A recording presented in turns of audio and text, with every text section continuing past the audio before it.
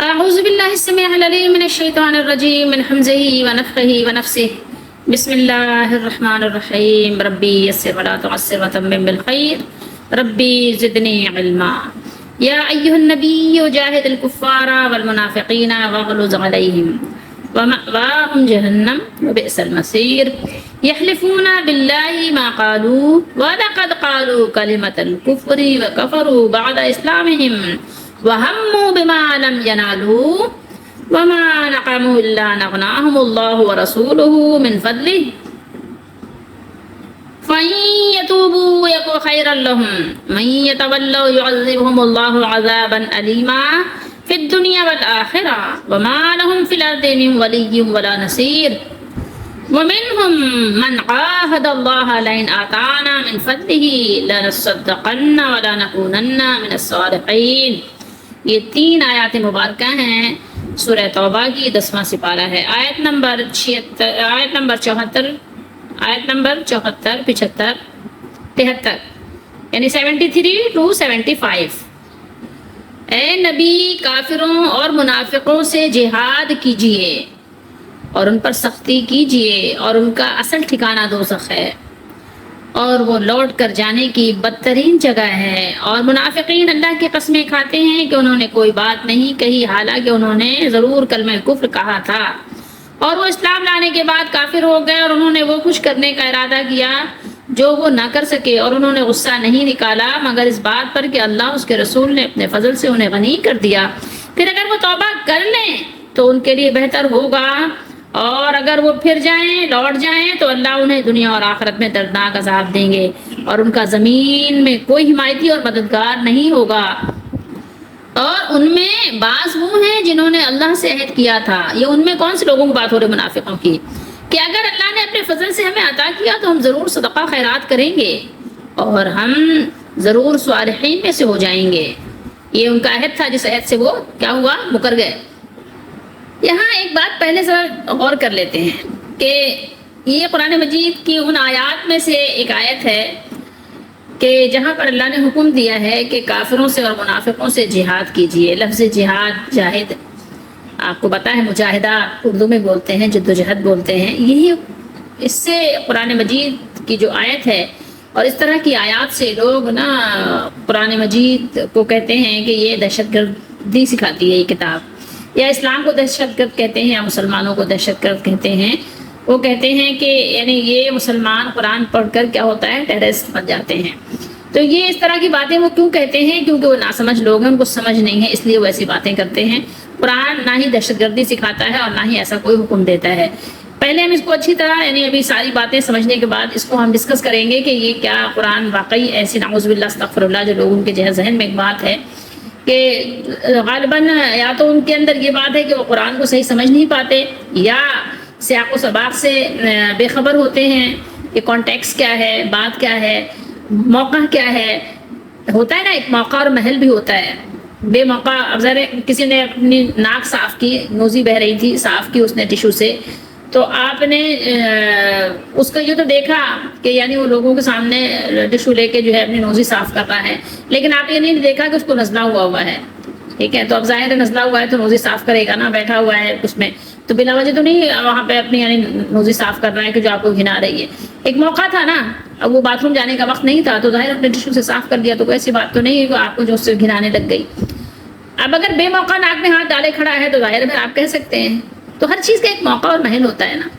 تو اب ظاہر ہے جب ایک موقع ایسا ہے وقت ایسا ہے نہیں ہے موقع کہ وہ اکیلے میں چھپ سکے یا بار بار ظاہر ہے پانی کی طرح اس کی ناک بہے جا رہی ہے تو ظاہر صفائی کر رہا ہے. اب کب تک وہ باتھ روم میں بیچارہ بیٹھا رہے گا سمجھ رہے ہیں نا بات کو.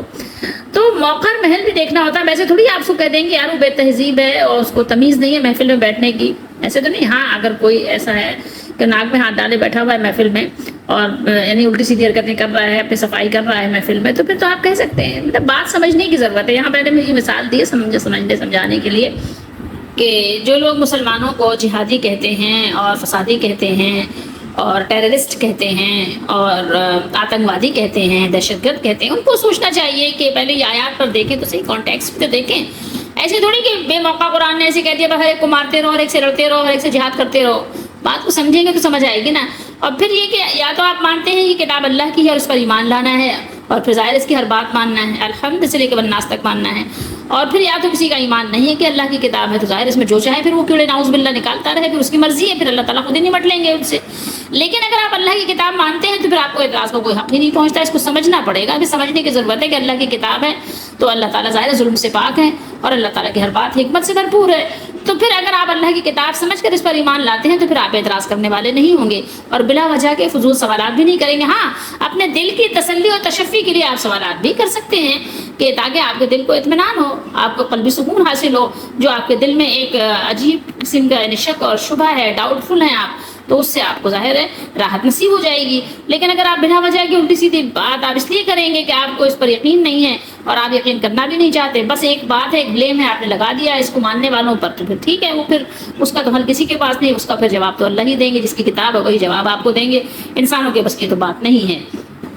مزید اس پر انشاءاللہ بات کریں گے ہم اپنے یعنی تفسیر کے بعد، لیکن ابھی یہ دیکھتے ہیں کہ ہم بات کس پہ کریں گے کہ کیا واقعی قرآن نے ایسا حکم دیا ہے جیسا کہ لوگ سمجھتے ہیں، لڑنے جھگڑنے کا، مارنے مرنے کا، قتل و غارت کا، یہ حکم کیا قرآن نے دیا ایسا؟ تو یہ ہم بعد میں دیکھیں گے۔ ابھی آپ یہ دیکھیے کہ کفار و منافقین سے جہاد اور سختی کرنے کا حکم اللہ تعالیٰ نے اپنے رسول صلی اللہ علیہ وسلم کو دیا ہے۔ اور مزید یہ کہ قرآن مجید میں اگر آپ پڑھیں گے غور سے تو اللہ تعالیٰ نے اپنے فرمانبردار، اپنے پسندیدہ بندوں کے لیے فرمایا کہ شفقت کے ساتھ اپنے پہلو کو، اپنے بازوؤں کو جھکائے رکھیے، اور فرمایا کہ آخرت میں کافروں اور منافقوں کا ٹھکانہ جہنم ہوگا۔ تو اب یہاں اس آیت مبارکہ کی روشنی میں ایک حدیث بھی دیکھ لیتے ہیں، مسلم شریف کی حدیث شریف ہے، آپ ایسے ہی سن لیجئے کہ حضرت عبداللہ بن مسعود رضی اللہ تعالیٰ عنہ نے فرمایا جاہد الکفار والمنافقین، کافروں اور منافقوں سے لڑو۔ اس کے بارے میں فرمایا ہے کہ ان سے اپنے ہاتھ سے لڑو، اگر اس کی طاقت نہ ہو تو زبان سے لڑو، اگر اس کی بھی طاقت نہ ہو تو دل سے برا جانو، اور اگر اس کی بھی استطاعت نہ ہو تو چہرے کے تاثرات سے سختی کا مظاہرہ کرو۔ آپ سمجھنے کی کوشش کریں گے اس حدیث کی روشنی میں تو آپ کو بات کافی بہت اچھے سے سمجھ آئے گی۔ حضرت عبداللہ بن عباس رضی اللہ تعالیٰ عنہ فرماتے ہیں کہ اللہ تعالیٰ نے کافروں کے ساتھ تلوار سے اور منافقوں کے ساتھ زبان سے جہاد کرنے کا حکم دیا، اور ان کے ساتھ نرمی کے ساتھ برتاؤ کو ختم کر دیا۔ کس کے ساتھ؟ منافقوں کے ساتھ، یہ جو مسلمان بنے ہوئے ہیں اور لیکن مسلمان نہیں ہیں، یہ ان کی بات ہو رہی ہے۔ آپ ان حالات میں جا کر، جن حالات میں رسول اللہ صلی اللہ تعالیٰ علیہ وآلہ وسلم زندگی گزار رہے تھے، جن لوگوں کے درمیان، وہاں جا کر اس سیناریو میں اگر آپ دیکھیں گے تو آپ کو اندازہ ہوگا کہ کیا حالات تھے، کیا معاملات تھے، کہ مدینہ تشریف لانے کے بعد رسول اللہ صلی اللہ تعالیٰ علیہ وآلہ وسلم مدت تک، طویل مدت تک منافقین سے نرمی کرتے رہے، اور ان کی جتنی بھی سازشیں تھیں اور ان کی جتنی بھی یعنی کم ظرفیاں آپ کہہ لیں، ان کا ظرف بہت کم تھا، درگزر فرماتے رہے، مگر اس حسن سلوک سے ان کی اصلاح ہونے کے بجائے ان کی بغاوت، ان کی سرکشی، ان کی بے تمیزی بڑھتی ہی چلی گئی اور بڑھتی ہی رہی، اس میں اضافہ ہی ہوتا رہا۔ اس لیے جب یہ صورت اتری جو قرآن کی سب سے آخر میں اترنے والی صورتوں میں سے ہے، تو حکم ہوا کہ اب نرمی اور درگزر کرنے کے بجائے سختی اور بندوبست کا وقت آ گیا ہے۔ اس لیے اب تک آپ جو نرمی اور چشم پوشی اور پردہ پوشی کا معاملہ فرماتے رہے، اب اسے ختم کر دیجئے اور ان کے ہر قصور پر سختی سے گرفت کیجئے۔ اس آیت سے یہاں آپ کو معلوم ہونا چاہیے کہ منافقین کھلے طور پر کفر کا اظہار کریں اور اس پر قائم رہیں تو کفار کی طرح ان سے بھی آپ کریں معاملہ جو اللہ تعالیٰ نے حکم دیا ہے۔ البتہ اگر وہ کفر کے اظہار کے بعد اس سے مکر جائیں، جیسے منافقین کا طریقہ ہوتا ہے، تو ان پر سختی کی جائے، باز پرس کی جائے اور زبان سے ان کو یعنی شرم دلائی جائے کہ دیکھو تم ایسے حرکتوں سے باز آ جاؤ، تو یہ بھی تو ظاہر ایک سختی ہی ہے نا، یہ بھی تو جہاد ہی ہے نا۔ سمجھ رہے ہیں آپ بات کو؟ کیونکہ اگر آپ رسول اللہ صلی اللہ تعالیٰ علیہ وآلہ وسلم کی احادیث پڑھیں گے تو آپ کو پتہ چلے گا کہ رسول اللہ صلی اللہ تعالیٰ علیہ وآلہ وسلم نے کبھی بھی منافقین سے قتال نہیں کیا، قتال تلوار سے بالسیف نہیں کیا، بلکہ قتل کی اجازت طلب کرنے والوں سے بھی فرمایا نہیں رہنے دو، نہیں ان کو قتل نہیں کرو، منافقین کو آپ نے قتل نہیں کروایا۔ اگر آپ پڑھیں رسول اللہ صلی اللہ علیہ وسلم کی پوری زندگی سیرت آپ پڑھیں اور قرآن اور سنت سے آپ کو معلوم ہو جائے گا کہ رسول اللہ صلی اللہ علیہ وسلم نے کبھی بھی منافقوں کو قتل نہیں کروایا، نہ قتل کیا، نہ ان سے جہاد کیا تلوار سے، بلکہ اگر کسی صحابی نے کسی وقت میں اجازت بھی مانگی کہ آپ اجازت دیں اس منافق کی گردن مار دیں، تو آپ صلی اللہ علیہ وسلم نے اس کی بھی اجازت نہیں دی۔ احادیث میں بکثرت آپ کو یہ بات ملے گی، مذکور ہے، کیونکہ لوگ کہیں گے کہ محمد صلی اللہ علیہ وسلم جن کی بات پسند نہیں آتی، جو اچھے نہیں لگتے، اپنے ساتھیوں کو قتل کروا دیتے ہیں، تو یہ بات لوگوں میں یعنی ہوگی، لیکن کوئی ایسا کہہ نہیں سکتا کہ رسول اللہ صلی اللہ علیہ وسلم نے کبھی کسی اپنے مخالف کو آپ نے قتل کروا دیا ہو، ایسا نہیں کیا آپ صلی اللہ علیہ وسلم نے۔ البتہ یہ بات ضرور ہے کہ اگر انہوں نے کوئی ایسا اسلام کے خلاف کام کیا ہے علی الاعلان، تو حسب موقع ان کو سزا دی جا سکتی ہے۔ جیسے کہ اگر آپ کے گھر میں ایک کوئی بہت اچھا مہذب قسم کا اچھے لباس پہن کے بہت زبردست ڈریسنگ کر کے آپ کے گھر میں آ جائے اور اگر نکال لے اور ڈاکہ ڈالنے لگ جائے، لاؤ یہ نکالو وہ نکالو یہ نکالو وہ نکالو، تو آپ کیا کریں گے؟ آپ کے پاس چلے گا تو ظاہر ہے گردن ہی ماریں گے نا، کریں گے کیا بتائیے؟ تو اسی طریقے سے جب اللہ تعالیٰ کی کائنات میں، اس کی بنائی ہوئی دنیا میں، اس کے نظام میں اگر کوئی خلل ڈالے، اس کے نظام کو کوئی فساد اور بگاڑ سے خرابی پیدا کرے، تو ظاہر ہے وہ مالک ہے، مالک الملک ہے، وہ تو بہت مہربان ہے پھر بھی تو لیکن اگر حکم دے تو کیا کریں گے آپ؟ اس کے حکم کو اگنور کر دیں گے، اس کے حکم پہ آپ جھگڑا ڈالیں گے، اس کے حکم پر آپ اعتراض کریں گے، کریں پھر وہ خود ہی نمٹ لے گا۔ ظاہر ہے عام لوگوں کو تو بس کی بات نہیں ہے کہ آپ سے بحث تکرار کریں، اللہ تعالیٰ خود دیکھ لیں گے، جس نے آپ کو یہ سب کچھ دے کر دنیا میں آباد کیا اور پھر اپنی کتاب کے ذریعے سے آپ کی ہدایت کا انتظام کیا، تو وہ کافی ہے۔ انسان تو کمزور ہے، انسان بحث مباحثے میں نہیں جیت سکتا کسی ضدی سے۔ وغلظ علیہم، یہ وغلظ، غلظ آپ پتہ ہے غلظ کا اصلی معنی یہ ہے کہ مخاطب جس طرز عمل کا مستحق ہے سامنے والا، اس میں کوئی رعایت اور نرمی نہ برتی جائے۔ اس کا اپوزٹ کیا ہے؟ ضد اس کی کیا ہے؟ جیسے آپ کہہ سکتے ہیں نرم دلی، رحمت، رافت، مختلف لفظ آپ بولتے ہیں نا، تو اس کے مقابلے میں وہ ہے۔ اگر آپ کو یاد ہو تو قرآن مجید میں ہم پڑھ بھی چکے ہیں اور پڑھا بھی ہوگا آپ نے کہ اللہ تعالیٰ نے اپنے نبی صلی اللہ علیہ وسلم کے لیے ارشاد فرمایا فَبِمَا رَحْمَةٍ مِّنَ اللَّهِ لِنْتَ لَهُمْ، یعنی اللہ کی بڑی رحمت ہوئی کہ آپ ان کے لیے نرم ہیں، آپ ان کے لیے مہربان ہیں، نرمی کرنے والے ہیں۔ لِنْتَ لَهُمْ وَلَوْ كُنْتَ فَظًّا غَلِيظَ الْقَلْبِ لَانفَضُّوا مِنْ حَوْلِكَ، یعنی اگر آپ سخت کلام، سخت دل ہوتے، سخت مزاج ہوتے تو لوگ آپ کے پاس سے بھاگ جاتے۔ تو وہاں پر بھی کیا لفظ ہے؟ فَظًّا غَلِيظَ الْقَلْبِ، یعنی اگر آپ کا دل سخت ہوتا، آپ سختی کرنے والے ہوتے، آپ نرمی نہ کرنے والے ہوتے، تو رسول اللہ صلی اللہ علیہ وسلم کے پاس سے صحابہ کرام بھاگ جاتے، یعنی اللہ تعالیٰ نے یا قرآن مجید میں فرمایا۔ تو یہ اسی کی یعنی کہنا چاہیے کہ رحمت کی آپ اس کو ضد کہہ دیں، سختی، ٹھیک ہے، سختی کرنا۔ یہاں پہ ان کے ترجمے میں بھی آپ دیکھیں نا سختی نظر آ رہا ہے نا، یہ اسی کا ترجمہ ہے۔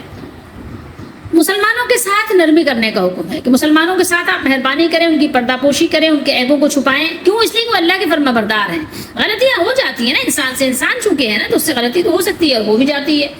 اس آیت میں اگر آپ غور کریں گے تو غور کرنے سے ان لوگوں کے تمام شکوک و شبہات کا قلع قمع ہو جانا چاہیے جو رسول اللہ صلی اللہ تعالیٰ علیہ وآلہ وسلم کے صحابہ کرام خصوصاً خلفائے راشدین کی شان میں گستاخیاں کرتے ہیں اور ان کے مقام رفیع کا یعنی انکار بھی کرتے ہیں، ٹھیک ہے۔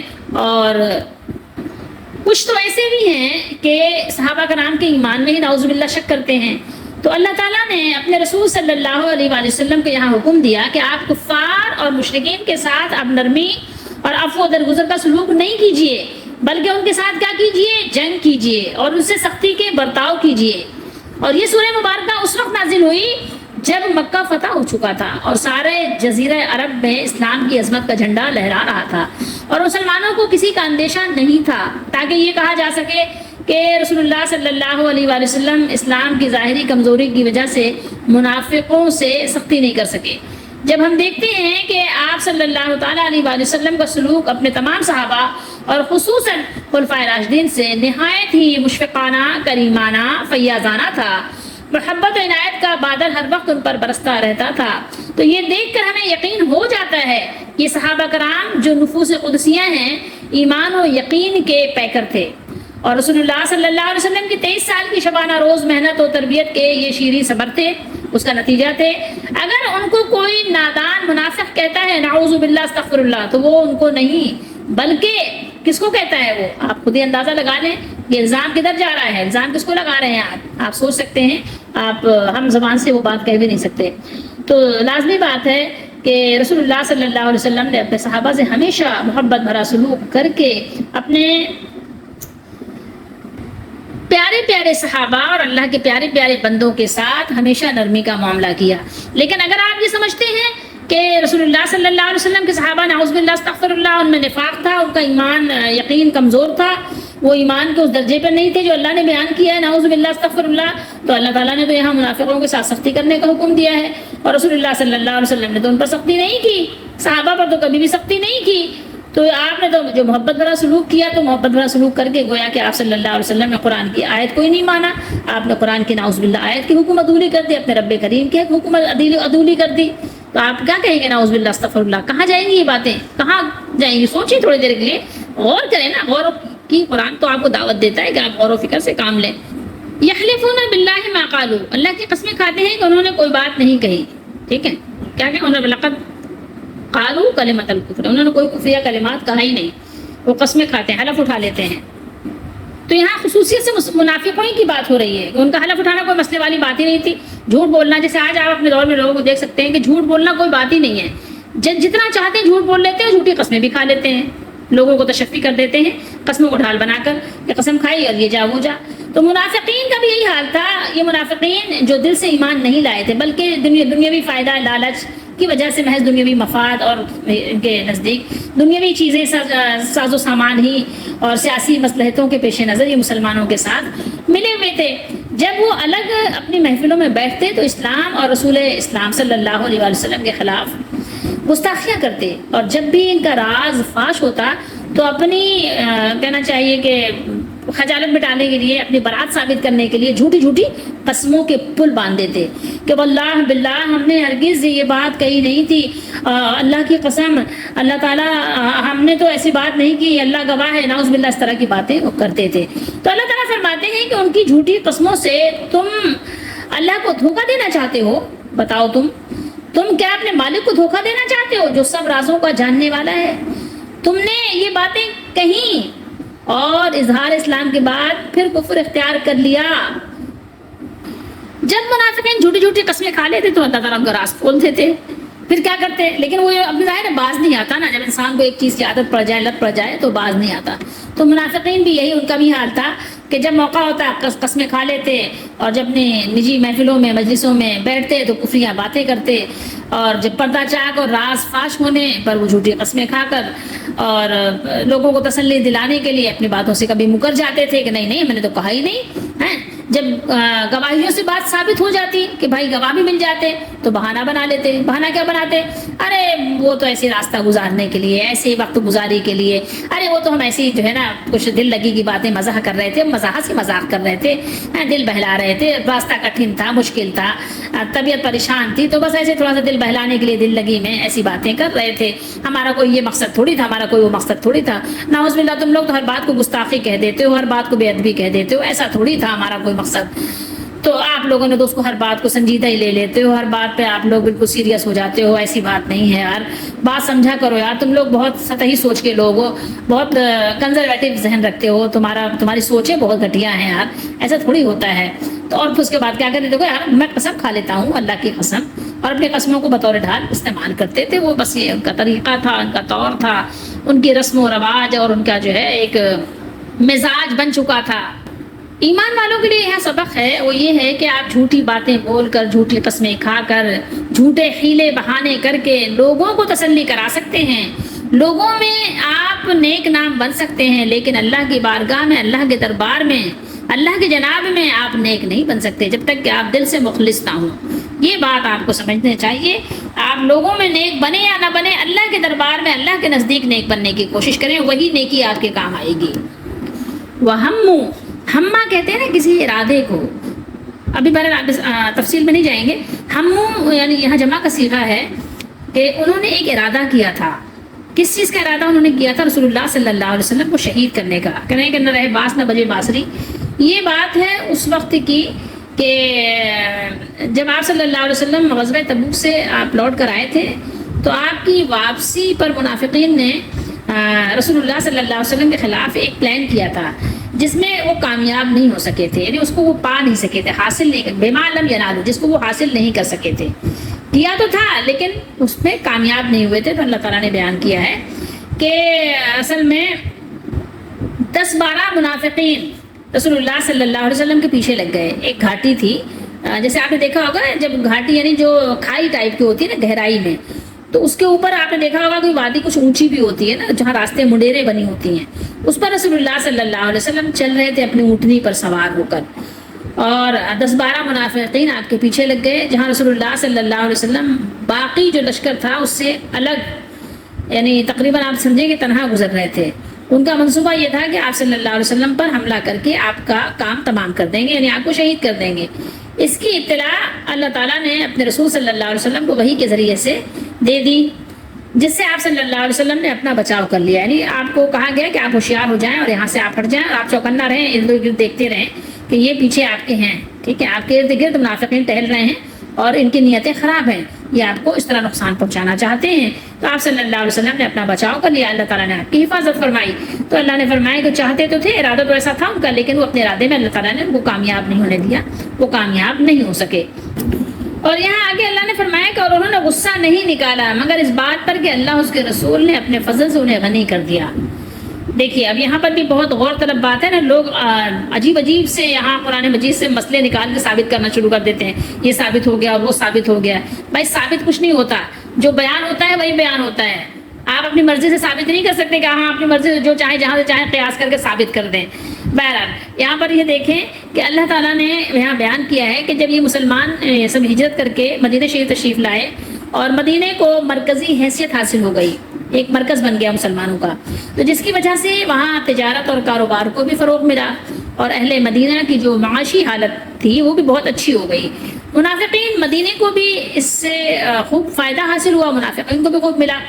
اللہ تعالیٰ نے اس آیت میں یہی فرمایا کہ کیا ان کو اس بات کی ناراضی ہے کہ اللہ نے ان کو اپنے فضل سے غنی بنا دیا ہے. یعنی یہ ناراضی اور غضب والی بات تو نہیں، بلکہ ان کو تو اللہ کا شکر کرنا چاہیے، اللہ تعالیٰ کا شکر گزار بن جانا چاہیے کہ اللہ نے ان لوگوں کو غنی کر دیا، ان کی فقر و تنگ دستی، ان کی غریبی فقیری، ان کی مجبوری دور کر دی اور ان کو خوشحال بنا دیا. اغناہم اللہ، غنی کس نے کیا؟ اللہ نے، ورسولہ، اور اس کے رسول نے، من فضلہ، اپنے فضل سے. یہ ضمیر کدھر ہے؟ یہ ضمیر واحد کی ہے، اللہ کی طرف ہے. ہمیں سب کچھ کون دیتا ہے؟ بے شک اللہ تعالیٰ ہی دیتا ہے. یہاں اللہ تعالیٰ کے ساتھ رسول اللہ صلی اللہ علیہ وسلم کا ذکر کیوں ہے؟ وہ اس لیے ہے کہ اس غنا اور تبنگری کا ظاہری سبب رسول اللہ صلی اللہ علیہ وسلم کی ذات گرامی ہی بنی تھی. یہ جو آپ کو فیوز و برکات حاصل ہو رہی تھی، فتوحات حاصل ہو رہی تھی، تو اس کا سبب کیا تھا؟ اللہ نے اپنے رسول صلی اللہ علیہ وسلم کو بھیجا، تو رسول اللہ صلی اللہ تعالیٰ علیہ وسلم کے ذریعے سے اللہ تعالیٰ نے برکات بھی نازل فرمائی. تو اس لیے یہاں رسول اللہ صلی اللہ علیہ وسلم کا نام اللہ کے نام کے ساتھ اس لیے ہے کہ اس کا سبب اللہ کے رسول صلی اللہ علیہ وسلم ہی تھے. تو بات یہ سمجھنے کی ہے کہ جو سبب ہے وہ اس کا ذکر ہوا ہے کہ جو اللہ نے برکات جو کچھ بھی دی ہیں وہ آپ صلی اللہ علیہ وسلم کو ذریعہ بنایا ہے، آپ کی ذات گرامی ہی تھی، ورنہ حقیقت میں غنی بنانے والی ذات تو اللہ تعالیٰ ہی کی ہے. اس لیے آیت میں من فضل ہی واحد کی ضمیر ہے، من فضل ہی، من فضل ہی ماں نہیں ہے، من فضل ہی ہے، واحد کی ضمیر ہے. اور صرف یہ واحد آپ کو بتایا ہے کدھر ہے؟ اللہ کی طرف ہے. سمجھ رہے ہیں بات کو؟ تو اللہ نے بتا دیا کہ اللہ نے اپنے فضل سے انہیں غنی کر دیا. غنی کرنے والی ذات صرف اور صرف اللہ کی ہے. رسول اللہ کو بھیجنے والی ذات صرف اللہ کی ہے، اللہ نے بھیجا ہے رسول اللہ کو. سمجھ رہے بات کو؟ رسول اللہ صلی اللہ علیہ وسلم خود نہیں آئے، اللہ نے کتاب نازل کی ہے، اللہ نے ہدایت دی ہے، رسول اللہ صلی اللہ علیہ وسلم کو اللہ نے منتخب کیا ہے. یہ بات سمجھ لیجئے تو آپ کے اندر سے شرک کی جڑیں کٹ جائیں گی. عمومی طور پر اگر آپ غور کریں تو لوگوں کی عادت ہوتی ہے ناشکرا پن کی، ناشکرا کرتے ہیں اور ناشکری کا کہیں کوئی نہ کوئی وہ راستہ نکال ہی لیتے ہیں. پہلے یہ لوگ فاقوں مرتے تھے اور ان کے جو شہر ہیں جس کو ہم شہر مدینہ کہتے ہیں، پہلے اس کا نام یثرب تھا، اس کی بھی کوئی حیثیت نہ تھی، لیکن نبی کریم صلی اللہ علیہ وآلہ وسلم کی تشریف آوری کے بعد ان کا شہر پورے عرب کا مرکز بن گیا اور ان کی تجارت کا دائرہ بھی وسیع ہو گیا اور جنگوں کی وجہ سے بہت سا مال غنیمت بھی ان کے ہاتھ آیا، جس سے یہ لوگ مالدار ہو گئے. آیت میں اسی طرف اشارہ ہے کہ یہ منافقین اتنے احسان فراموش ہیں کہ اللہ اس کے رسول جن کی بدولت انہیں یہ خوشحالی نصیب ہوئی انہی کے خلاف بگڑ کر یہ اپنے دلوں کا فساد ظاہر کر رہے ہیں، اور انہوں نے اللہ تعالیٰ سے عہد تو یہ کیا تھا کہ اگر اس نے ہمیں اپنے فضل سے عطا کیا تو ہم صدقہ بھی ضرور کریں گے. جیسے ہوتا ہے نا، آپ بھی منتیں مانتے ہیں کہ اللہ ہمیں یہ دے تو ہم یہ کریں گے وہ کریں گے، لیکن مل جائے تو بھول جاتے ہیں. پھر آپ جو ہے نا پھوٹی کوڑی بھی لوگوں کو دینا پسند نہیں کرتے. اور پھر وہ انہوں نے بھی منتیں مانی تھی کہ ہم یہ کریں گے وہ کریں گے، یہ صدقہ خیرات کریں گے، زکوٰۃ دیں گے، اللہ کی راہ میں خرچ کریں گے اور نیک بھی ہوں گے. لیکن اب اللہ تعالیٰ کا فضل ہوا اور اس نے مال و دولت سے نوازا، تو انہوں نے کیا کیا؟ اللہ تعالیٰ کا عطا کردہ مال اسلام کی سربلندی کے لیے خرچ کرنے کی بجائے بخیل بن گئے. بخل کر کے اللہ اور اس کے رسول سے منہ ہی موڑ لیا. کیا کیا انہوں نے؟ پیٹھ دکھا دی، جس کے نتیجے میں اللہ تعالیٰ نے قیامت کے لیے ان کے دلوں میں نفاق رکھ دیا ہے. یہاں اگر آپ یہ بات کہیں تو بہت مناسب ہوگا، ڈیٹ فار ٹیٹ، یعنی جیسے کو تیسا، کما تدین و تدان. ہمیں یہاں پر اپنے لیے دعا کرنی چاہیے کہ اللہ تعالیٰ ہم سب کو ہر طرح کی بدبختی سے، نفاق سے، منافقت سے بچائے. اور یہ ازلی بدبخت ہیں، اللہ تعالیٰ ہم سب کو ازلی بدبختی سے بچائے. ہمیں اللہ توبہ کی توفیق دے. تو یہ وہ لوگ ہیں جو قیامت تک منافق ہی رہیں گے جب تک زندہ رہیں گے، اور قیامت کے دن بھی منافقت کے ساتھ ہی اٹھیں گے. وہیں تولو، تو یہ وہ لوگ ہیں جنہوں نے اللہ اس کے رسول کی طرف سے منہ موڑ لی اور پیٹھ دکھا دی. تو ان کے لیے دنیا اور آخرت میں کیا ہے؟ دردناک عذاب ہے. اللہ تعالیٰ ہم سب کو اپنے عذاب سے بچائیں، اور اللہ تعالیٰ ہم سب کو توبہ کرنے کی توفیق دے. ہم اللہ تعالیٰ سے اپنے تمام گناہوں کی توبہ کرتے ہیں، نفاق سے توبہ کرتے ہیں کہ اللہ تعالیٰ ہم سب کو نفاق سے بچائے. اللہ تعالیٰ کو توبہ کرنے والے پسند ہیں، اور توبہ کرنا خیر ہے، بہتر ہے. تو میں اور آپ جلدی سے توبہ کریں. اللہ تعالیٰ نے حکم دیا فَإِن يَتُوبُوا يَكُنْ خَيْرًا لَهُمْ، کہ اگر ہم توبہ کر لیں تو یہ ہم سب کے لیے بہتر ہے. جو لوگ بھی توبہ کر لیں ان کے لیے توبہ کرنا بہتر ہے. اللہ تعالیٰ تواب ہیں، توبہ قبول فرماتے ہیں، اور اللہ تعالیٰ توبہ کو پسند فرماتے ہیں. اور توبہ کرنے والوں کے سب گناہوں کو مٹا کر ان کو صاف کلین سلیٹ کی طرح کر دیتے ہیں، بالکل صاف و شفاف ہو کر، بالکل دھل دھلا کر، اور بالکل نیٹ اینڈ کلین ہو کر وہ اللہ کی جنت کے مستحق بن جائیں گے. تو اللہ تعالیٰ نے توبہ کو پسند کیا اور توبہ کرنے کا ہمیں حکم دیا. فَإِن يَتُوبُوا يَكُنْ خَيْرًا لَهُمْ، کہ تو اگر یہ توبہ کر لیں تو ان کے حق میں یہ بہتر ہوگا. اور اگر وہ پھر جائیں، یعنی وہ لوٹ جائیں اور توبہ نہ کریں، تو اللہ تعالیٰ ان کو دنیا اور آخرت میں دکھ دینے والا عذاب دیں گے. یعنی اگر یہ اپنے اسی طریقے پر رہیں، قائم رہیں، تو اللہ تعالیٰ انہیں دنیا میں قتل اور مختلف طرح کے غم اور فکر کی صورت میں، اور آخرت میں جہنم کی سزا اور ذلت و رسوائی کی صورت میں عذاب دیں گے. اور زمین میں ان کا کوئی دوست اور مددگار نہیں ہوگا، کوئی نہیں جو انہیں سعادت اور کامرانی سے ہمکنار کر سکے اور انہیں خیر دلا سکے اور شر کو ان سے دور کر سکے. کوئی ایسا نہیں ملے گا. اب اسی روشنی میں ہم ذرا جو ہم نے آیات آگے پڑھی ہیں، آیت نمبر 75، اس کی روشنی میں ہم قرآن مجید کے ساتھ ہی اور حدیث شریف بھی دیکھتے ہیں. بخاری شریف ہے، مسلم میں بھی یہ حدیث موجود ہے، ترمذی میں بھی، اور دیگر محدثین نے بھی اس کو بیان کیا ہے. اس کے ساتھ ہی دوسری حدیث بھی یہی ہے. تو اور کئی مقام پر اس حدیث کو محدثین نے بیان کیا ہے اپنی کتابوں میں. یہ کتاب و تفسیر ہی ہے. حدیث نمبر ہے 4900، یعنی 4900. منافقوں کے سردار عبداللہ بن ابی جو سلول تھا نا، اسے کہتے ہوئے سنا کہ جو لوگ مہاجرین رسول اللہ صلی اللہ علیہ وسلم کے پاس جمع ہیں ان پر خرچ نہ کرو، تاکہ وہ خود ہی رسول اللہ صلی اللہ علیہ وسلم سے جدا ہو جائیں. اور کہنے لگا کہ اب اگر ہم مدینہ لوٹ کر جائیں گے تو عزت والا وہاں سے کس کو نکال دے گا. یعنی بہت ہی گندی گندی باتیں اپنے منہ سے انہوں نے کس کے لیے نکالا؟ اللہ کے رسول صلی اللہ علیہ وسلم کے لیے نکالا. تو یہ کسی ایک منافق کی عادت نہیں تھی، بلکہ یہ تمام منافقین کی یہ ان کی فطرت اور عادت شروع ہی سے تھی. تو منافقین اس طرح کی باتیں کرتے رہتے تھے، اور کبھی صحابہ سن بھی لیتے تھے، صحابہ کے سامنے بھی کر لیتے تھے. کبھی کوئی صحابی چھوٹے ہوتے تھے عمر میں تو ان کا وہ لحاظ ہی نہیں کرتے تھے. تو اس طرح کی باتیں، تو یہ حضرت زید بن ارقم رضی اللہ تعالیٰ عنہ کے سامنے باتیں ہو رہی تھی. انہوں نے بہرحال یہ بات رسول اللہ صلی اللہ علیہ وآلہ وسلم تک پہنچا دی. تو آپ صلی اللہ علیہ وسلم کو جب یہ بات پہنچی تو آپ نے بلایا اور آپ نے تمام باتیں جو ہے سنی. رسول اللہ صلی اللہ علیہ وسلم نے پھر اس کے ساتھیوں کو بلا بھیجا، اور ان کا جو سرغنہ تھا اس کو بھی بلایا. ان لوگوں نے کیا کہ قسم کھا لی کہ انہوں نے اس طرح کی کوئی بات نہیں کہی. اس پر رسول اللہ صلی اللہ علیہ وسلم نے مجھ کو جھوٹا سمجھا. اب آپ دیکھ لیجیے یہاں پر جو بہت سے لوگ ایسا کہتے ہیں کہ رسول اللہ صلی اللہ علیہ وسلم کو از خود سبھی کچھ، یعنی قیامت تک کا سب کچھ معلوم تھا. بھائی معلوم تھا اس وقت جب اللہ تعالیٰ بتا دیتے تھے، جب نہیں بتاتے تھے تو نہیں.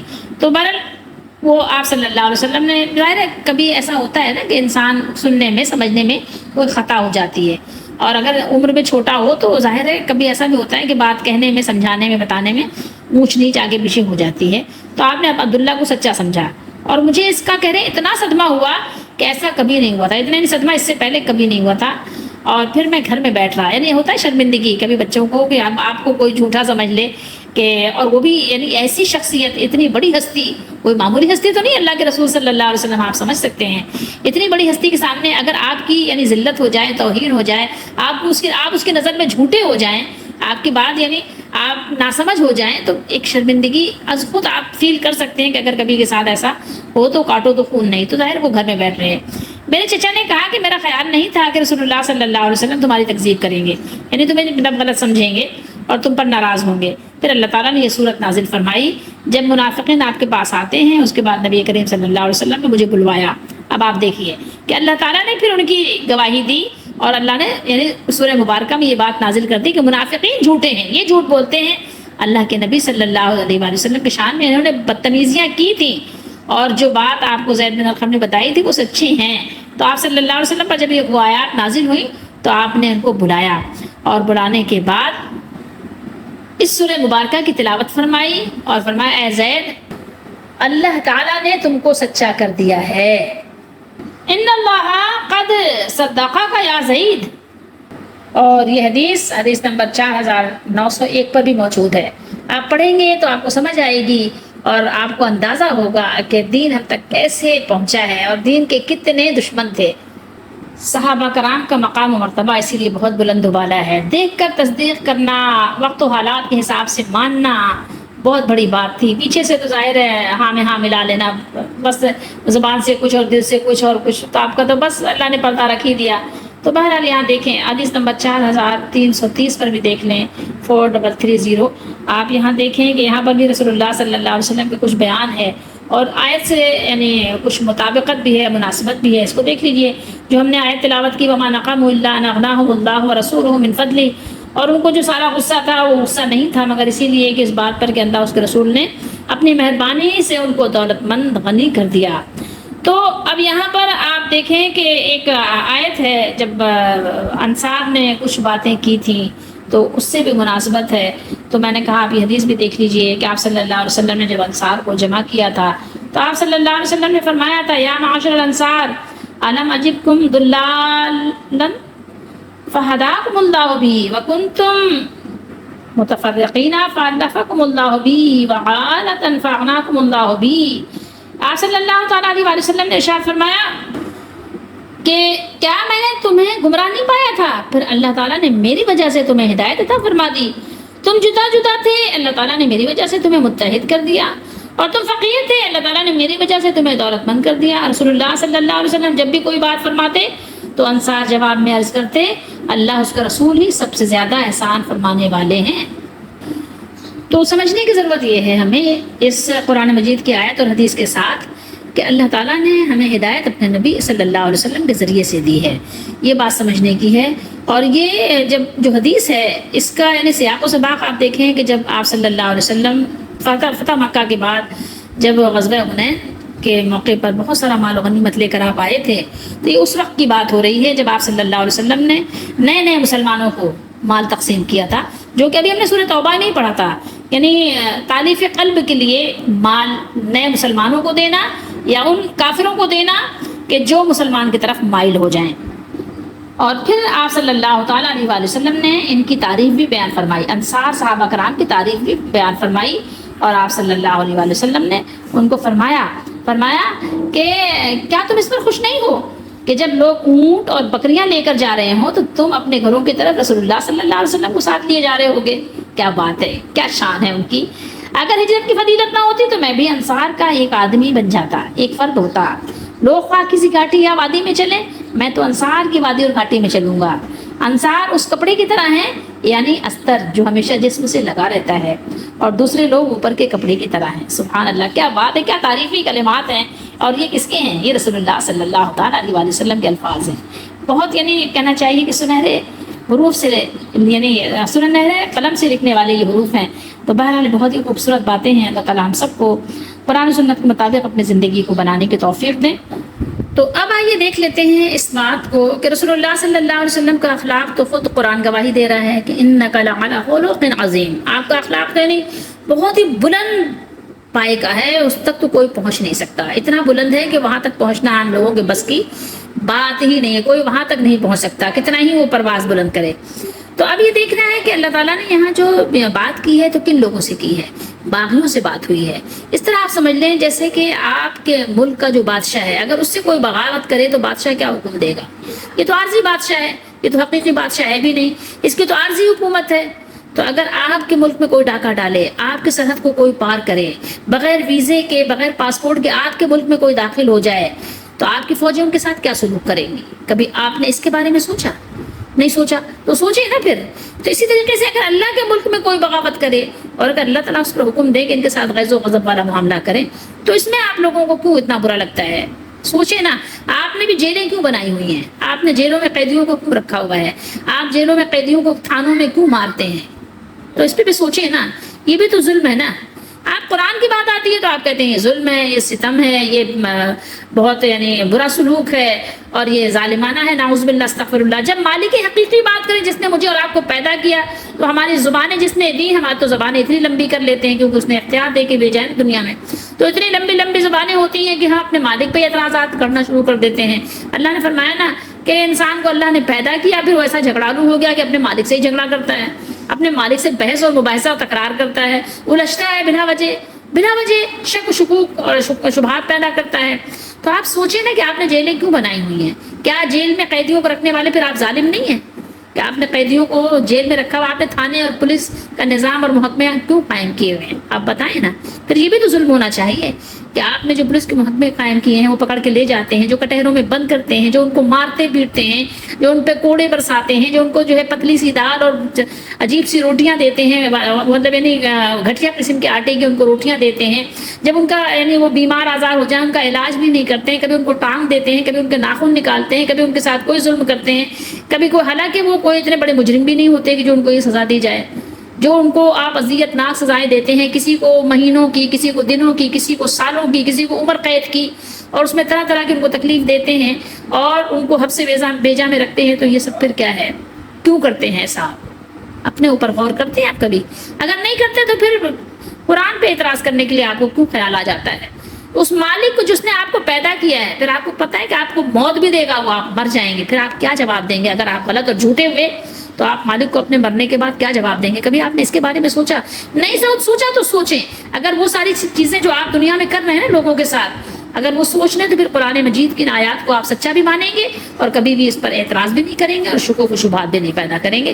میرے خیال میں اتنی باتیں جو میں نے آپ کو کی ہیں آپ کے سمجھنے کے لیے اور آپ کے دماغ کے دریچے کھولنے کے لیے کافی ہوں گی۔ اگر آپ سمجھنا چاہیں، جو لوگ سمجھنا چاہتے ہیں وہ اس بات سے سمجھ جائیں گے اور اپنے مالک کو مان کر فوراً ایمان لے آئیں گے اور پھر وہ کبھی بھی کوئی اعتراض نہیں کریں گے۔ اللہ تعالیٰ ہم سب کی دستگیری فرمائے، ہماری مدد فرمائے اور اللہ تعالیٰ ہم سب کو قرآن مجید کو صحیح طریقے سے سمجھنے کی اور عمل کرنے کی توفیق دے۔